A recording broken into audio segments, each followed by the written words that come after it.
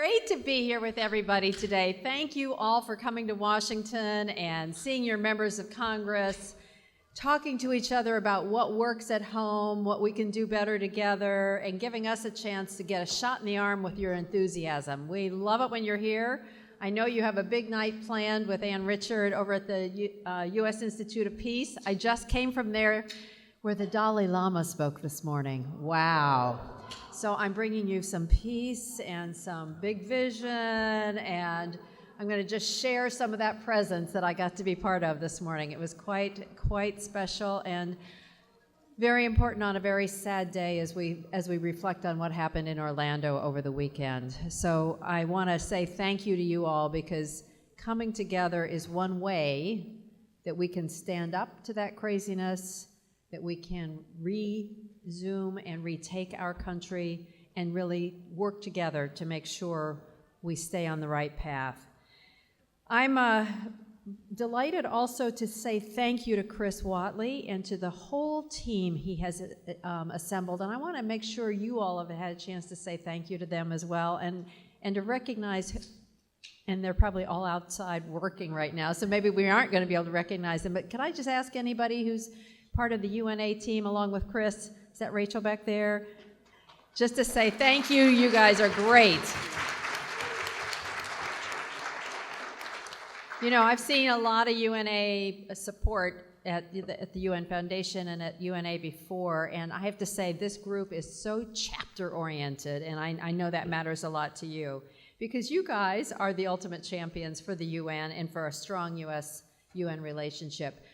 As Chris said, 5 years since the alliance took place, and those 5 years have been great for UNA, fantastic for the UN Foundation in meeting our goals on advocacy, but superb for the UN, because there is nothing more important to our UN colleagues than our ability to tell them the work that you are doing every day in your communities, to stand up for the UN's strategic value to our country, to stand up for a powerful, engaged UN-US relationship, and to talk about the issues that we care about as Americans, and for the UN to hear that. Now, it's a new day and a new era because of all the fantastic stuff that happened at the UN last year. As some of my friends said, you know, the UN became relevant again. It was the place where 193 countries came together to agree on a framework for ending poverty, going into prosperity by the year 2030, to do it with dignity for all, to leave no one behind, and to make it universal. And it was at the UN that countries came together from around the world to agree on steps to be taken to move our countries, not some countries, but all countries, toward taking better care of our planet and ensuring that we fight the worst effects of climate change.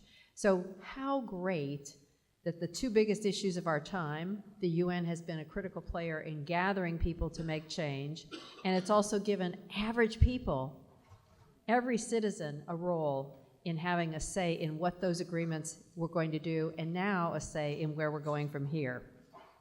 So it's a great time. Chris knows I love Eleanor Roosevelt, so I'm going to open with a Eleanor Roosevelt quote, and just a spoiler alert, I'm going to close with one too. But that's easy because there are so many great quotes. So the one I'm going to start with is this, because this is really what we're all about. The United Nations must become a familiar word to all, or it will never really function the way it should. She was right about that. It's why she saw how critical it was to have champions in every community, and that's what your mission is to make sure that Americans are not only familiar with the UN, but supportive of its work. So for me, when I see the doubling of our membership, when I see that we've been building new audiences, opening 40 college campuses, chapters, fantastic. And when I tell my colleagues at the UN about this, they are thrilled, because they know that if we can do it here, we can do it everywhere, and only if we do it here will we be able to do it everywhere. You know, and it was another great American, Virginia Gildersleeve, who was the person responsible for getting that critical phrase into the charter when it was written in San Francisco about we the peoples. The first time I heard that, I thought, no, somebody made a mistake here. But the more you think about we, the peoples, and what that means to us and how we can make that come alive, it's very, very powerful. So when she wrote it, it was more of an expression of hope. But today, for us, I think it's our driving force and something that we really have the power and passion to bring to life. So, of course, one of my missions when I took over as the CEO and president of the UN Foundation was to build the world's largest body of champions for the United Nations. And we are well on our way. We have done so much work to make sure that people feel that the UN is for them and engaging with them. And we're going to talk later in this morning about some of the changes going on at the UN itself that's going to make that even more interesting and exciting. But just think about the work that they're doing right now. You've talked today about climate change. You've talked about refugees. You've talked about global health, girls' empowerment. There are so many areas where the UN is playing that critical role, but also reaching out to say we need help. We need help from other countries. We need help from the private sector. We need help from NGOs, and we need average citizens playing their role. So I'm especially glad to hear that you've agreed to go ahead with creating this next new big campaign, Adopt a Future, based on the very successful earlier efforts around Adopt a Minefield. That was a powerful effort. We showed what could be done. I'm so happy that you've taken this one on because I think Adopt a Future has even more reach, more personal connection to people's communities, and it's a really easy and achievable goal. I'm just noticing Karen Mulhauser out there. I want to say thank you to Karen for all the years of service as chair, and to welcome Tita Banks. So first, thank you, Karen. A wonderful job. And Tita, I'm looking forward to having a chance. I don't know if you're back from Hi, Tita. How are you? Congratulations. And I look forward to working with you. It's great to have such great leadership. Yeah, I think this may be a year for women leaders. What do you think? Woo! It's all around us. And then I also want to say thank you to all you guys did last year on launching the Sustainable Development Goals. 150 events across the U.S. last fall. That is powerful. And so when we talk about the fact that these goals are universal, it starts with you. Because we've got to make sure we are saying at home, these are issues and goals that are local as well as global. And if we don't make the connection, if we don't do it as people who understand the power of that, who will? So this is a really interesting time. Last year, in retrospect, may have been easy. We were dealing with the power of change. We were dealing with aspiration. This year, we have to move from aspiration to implementation. And we have to move from those wonderful icons that we're all wearing and the pins, from icons to outcomes. This gets trickier, but it's the time that I think we can really have the most impact. So as Deputy Secretary General Jan Eliasson says to us, we set high ambitions last year, and now there are high expectations from people all around the world that we can follow through. So the work's just beginning. And we're going to need to pull together, be very focused, and make a real effort. So whether it's getting your local city council to sign up for Cities for CEDAW, or working through student government to advance campus energy efficiency, or simply doing your part to make sure people are aware that the goals are real, they're really appropriate, and they're really universal, there's work for all of us to do. So I want to turn to two of the issues that I think are going to make the most difference. And then I want to talk a little bit about what's going to happen with two big elections this year. So first I want to talk about on the Sustainable Development Goals. One of the most critical things we did was to make sure that they are connecting both the people and the planet. And this is a new way for the UN to think. It's also connecting development and humanitarian efforts, which is why the work we're going to be doing together around refugees is so critical. For the first time, there's a very big awareness that we'll never be able to end poverty if we don't look at conflict states, and we'll never be able to ease conflict if we don't begin ending poverty. Those used to be two separate tracks, two separate players, two separate kinds of agencies dealing with them. This is going to be a new era. And so it's very exciting for all of us to be learning how to do this, learning the common language, and learning how we have to build from one to the other. Because we've seen the statistics, and this is a year in which data is going to be king. There's so much we can learn about what's really going on as we get smarter about using data. And so if we just look at the people in the poorest communities, we find that without action, climate change could result in 100 million additional people living in poverty by 2030. The agreement in Paris will put us on the right track, but you know it's not enough. We know it was the beginning, it was the right effort. We agreed to do it in a way that every country could come to the table with its own plans, but it's going to require us by 2018 to ratchet it up. We have to have more ambition, and we have to hold all of our governments accountable. So we can't let go of the gas pedal here. We have to keep pushing, and we have to keep talking about why these issues are so connected. Clean energy is a no-brainer for many, many, many communities. Energy itself is a no-brainer if we're going to end poverty. We still have 4 billion people around the world without access to modern energy sources, and they need clean energy. They don't need dirty energy. We have to make these our priorities.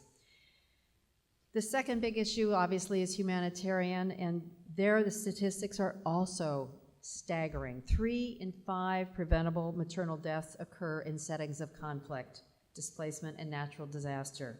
So did the deaths of more than half of the children under 5. More than a third of all of our out-of-school children live in conflict-affected countries. The work we're doing with getting schools into those communities could not be more important or timely. And almost 2/3 of those children who have not been immunized with basic vaccines. We can do better. We know we can. So that reality is the challenge that the world and we are facing.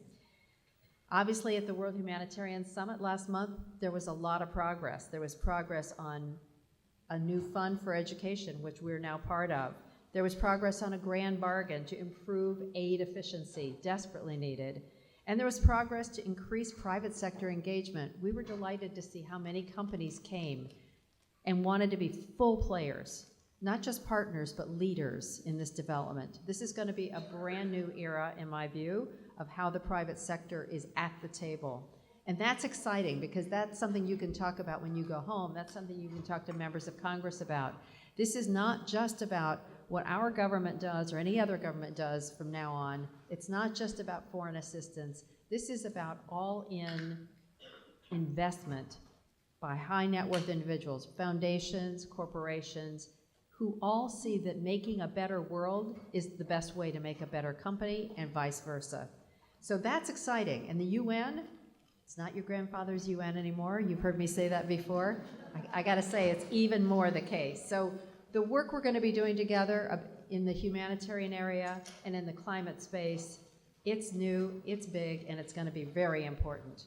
So here's one reason it's really important. This is a year of some incredible transitions. Not only do we have a new US president being selected, we also have a new Secretary General. This is the first time since 1961 that we will have a new president and a new Secretary General sworn in at the same time. That's a lot of change. That's a lot of new people creating directions and a lot of new leadership that's desperately needed to move us forward. Those two at that time were U Thant from Burma and, of course, President John Kennedy. So hopefully we're going to be in for an era of real hope and change. There are 11 candidates already announced as Secretary General candidates. 5 of them are women. 8 are from Eastern European countries. As you know, this is a year in which the President of the General Assembly has taken the unprecedented step of having every single one of the candidates who have been announced write a paper about his or her vision of the future, and also participated in a 2-hour open dialogue in the General Assembly. And all of those have been live streamed and are available. So we will know more than ever before about whoever is finally selected by the Security Council. That hasn't changed. That probably will never change.